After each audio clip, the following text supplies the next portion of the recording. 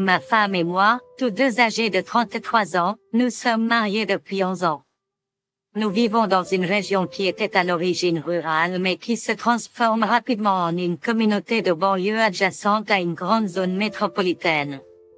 Notre classe de finissants comptait un peu plus de 200 élèves, mais maintenant le nombre de diplômés est proche de 500. Enfant, j'ai vécu à la ferme. À l'âge de 6 ans, ma mère n'est pas rentrée à la maison un jour, me laissant mon père pour m'élever seule. Par conséquent, j'ai assumé les responsabilités des travaux de la ferme et développé une forte éthique de travail dès mon plus jeune âge. Au fil du temps, mon père a décidé d'abandonner l'agriculture et a loué ses champs à d'autres agriculteurs tout en occupant un emploi dans une usine. Il a investi judicieusement les revenus de ses baux dans l'achat de terres supplémentaires, en particulier pendant la période difficile de la Grande Récession. Par conséquent, il a acquis de nombreuses propriétés, posant des bases solides pour notre famille. L'une des propriétés que mon père a acquises comprend une maison qu'il m'a confiée pour la rénover et établir une maison pour ma famille.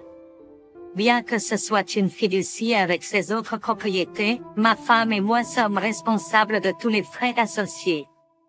Ma femme vient d'un milieu social inférieur à la moyenne, mais sa famille m'a toujours traité avec gentillesse et respect.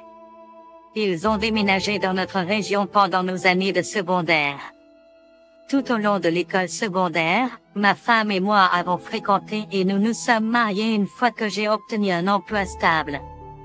Avant cela, je faisais n'importe quel travail pour gagner de l'argent, que ce soit nettoyer une grange ou peindre des maisons. Vous savez ce que je veux dire. Nous avons maintenant un fils de 8 ans et ma femme assume avec bonheur le rôle de mère au foyer. Je suis maintenant chauffeur de route pour une grande entreprise de collation. Je suis sur le point d'acheter ma route auprès de l'entreprise. J'ai plus que doublé la taille en entrant dans chaque magasin de convenance, épicerie et station-service, et en vendant autant de produits que je peux. Je dispose d'une grande zone parce que la zone environnante est encore rurale. Mon plan est de finir d'acheter l'itinéraire. Ensuite, je peux acheter un autre camion. Le plan était que ma femme s'occupe du deuxième camion. Il y a un supercenter prévu pour être construit dans l'année prochaine dans ma zone, qui comprendra une épicerie et des marchandises. Si je possède l'itinéraire, il sera à moi. Sinon, l'entreprise peut diviser mon itinéraire. Donc, je dois finir d'acheter l'itinéraire. Nous nous sommes mariés il y a quelques années après avoir obtenu notre diplôme d'études secondaires et depuis lors. Notre mariage a rencontré quelques difficultés. Je crois que l'une des principales raisons de ces problèmes est mon penchant à travailler de longues heures, me laissant avec un temps et une énergie limitée pour notre relation. Je fais des efforts pour être présent, mais je dois admettre que je tombe souvent court. Malgré les défis auxquels nous sommes confrontés, nous avons également partagé d'innombrables moments de joie ensemble, et notre amour pour notre fils est inébranlable. Il incarne le meilleur de nous deux.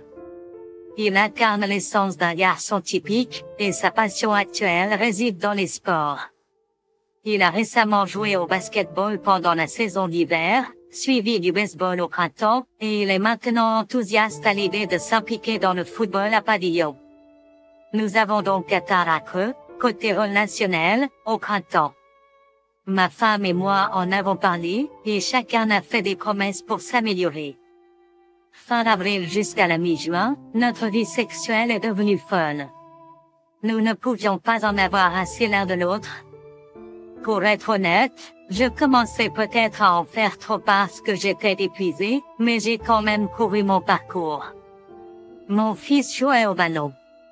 Je n'ai jamais manqué un match, mais je n'ai pas frappé toutes ses pratiques. Avec la plupart des sports pour jeunes, les papas jouent un rôle actif dans le coaching ou l'aide.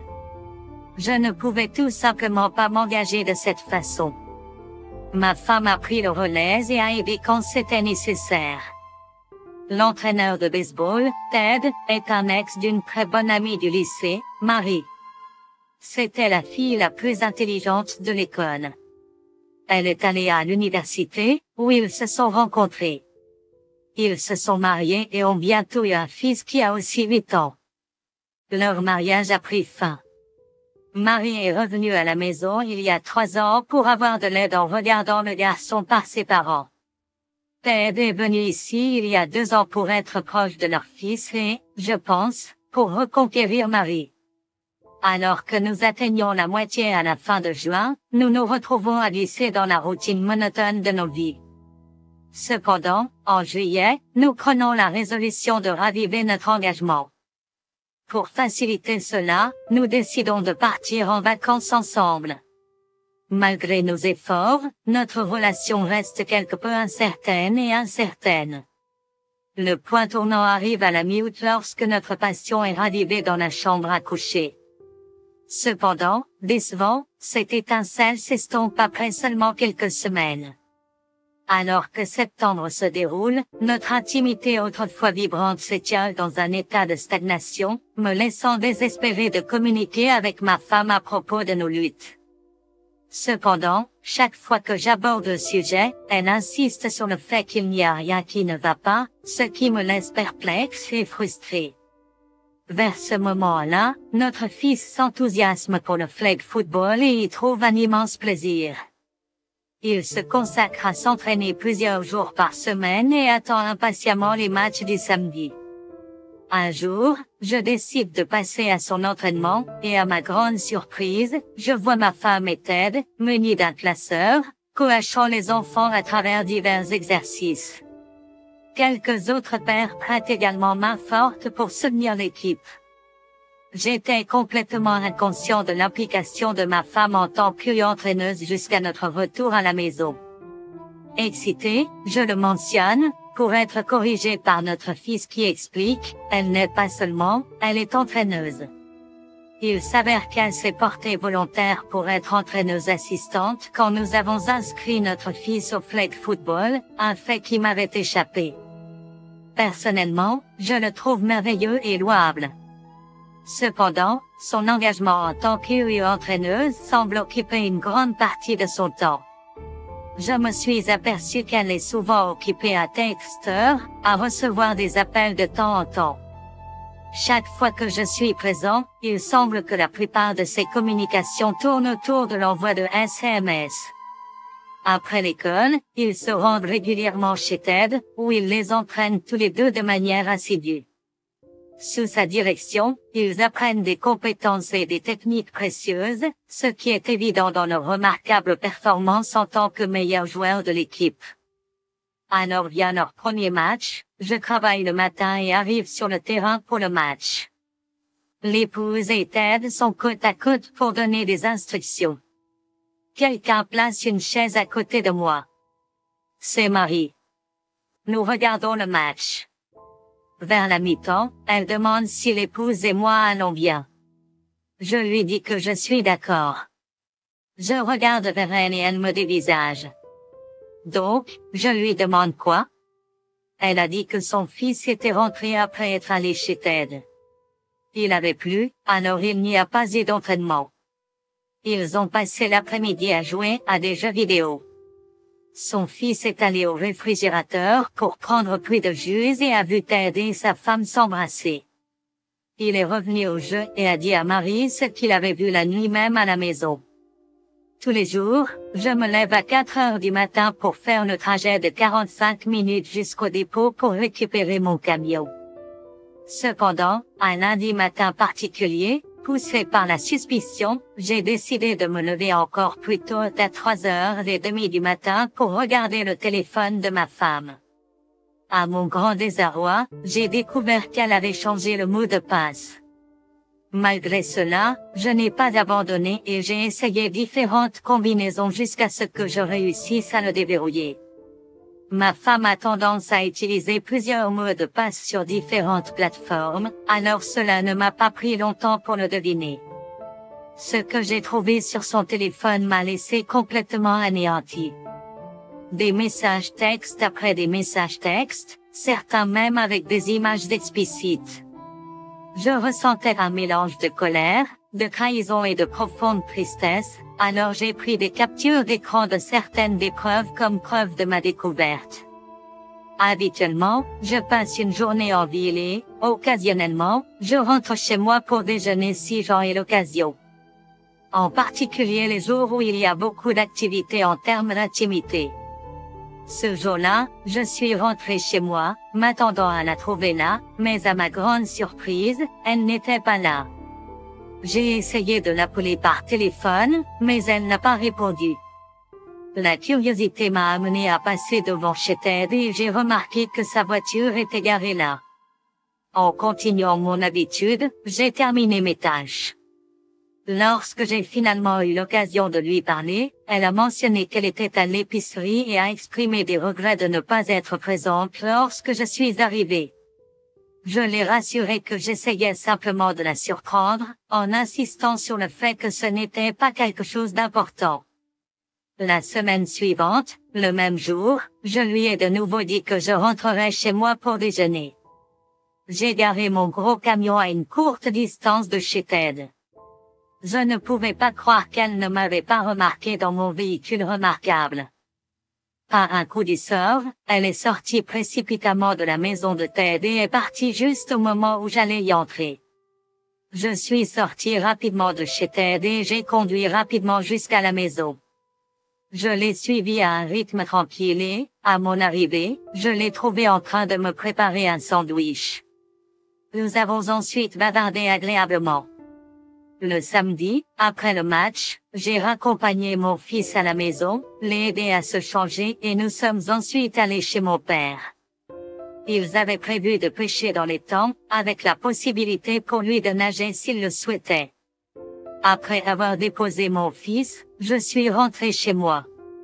Malheureusement, comme prévu, ma femme n'était pas là. Me sentant inquiet, j'ai décidé de me rendre chez Ted. À ma grande déception, sa voiture était garée là. Je l'ai appelée et elle a répondu avec une pointe d'agacement dans la voix, c'est alors que je lui ai demandé pourquoi elle était chez Ted. Un instant de silence s'est installé, puis elle a répondu en expliquant qu'elle parlait du match. Je l'ai exhortée à s'habiller et à rentrer à la maison. Au lieu de cela, elle m'a proféré des insultes et a raccroché brutalement. Lorsqu'elle est finalement rentrée à la maison, j'étais déjà assis à table. Dès qu'elle est entrée, elle s'est mise à proférer une série d'injures à mon égard, exprimant sa frustration d'être accusée de quelque chose. Je lui ai calmement demandé de s'asseoir, mais elle a refusé catégoriquement, devenant de plus en plus agitée. Sentant le besoin de m'affirmer, je lui ai dit fermement d'arrêter de parler et de s'asseoir, afin que je puisse exprimer mes pensées. Avec un dossier entre les mains, elle m'a demandé ce qu'il contenait. Je l'ai pressée une fois depuis de s'asseoir pour que je puisse lui montrer. En ouvrant le dossier, j'ai commencé à révéler des captures d'écran de ses messages textes. Elle a explosé de colère, me réprimandant pour avoir violé sa vie privée en fouillant dans son téléphone. Impassible, je lui ai présenté les textes les plus compromettants comme preuve. Elle a tenté de s'expliquer, mais ses mots ont vacillé lorsque j'ai produit les images compromettantes. À ce moment-là, elle s'est tue. Je lui ai dit que notre relation était terminée. Je lui ai fixé un délai pour le dimanche suivant pour déménager, car je prévoyais de consulter un avocat le lundi suivant pour gérer les affaires juridiques nécessaires. Nous pourrions aborder les détails plus tard. Elle s'est mise à pleurer, exprimant un profond regret. Je lui ai posé une question, lui demandant, que attendais-tu que je se passe quand je découvrirais la vérité? Elle est restée sans voix, incapable de répondre. En rentrant chez moi le soir, je me suis aperçu que toutes ses affaires avaient disparu. Un mot laissé derrière a indiqué qu'elle déposerait notre fils après son entraînement. Nous avions précédemment convenu qu'elle le récupérerait à la sortie de l'école, avec l'option qu'elle attende mon arrivée à la maison ou que je le récupère chez ses parents. Je vous remercie d'avoir écouté l'histoire jusqu'à la fin, et si vous l'appréciez, n'hésitez pas à nous soutenir avec un like ainsi qu'à vous abonner à notre chaîne. Écrivez dans les commentaires ce que vous pensez de l'histoire.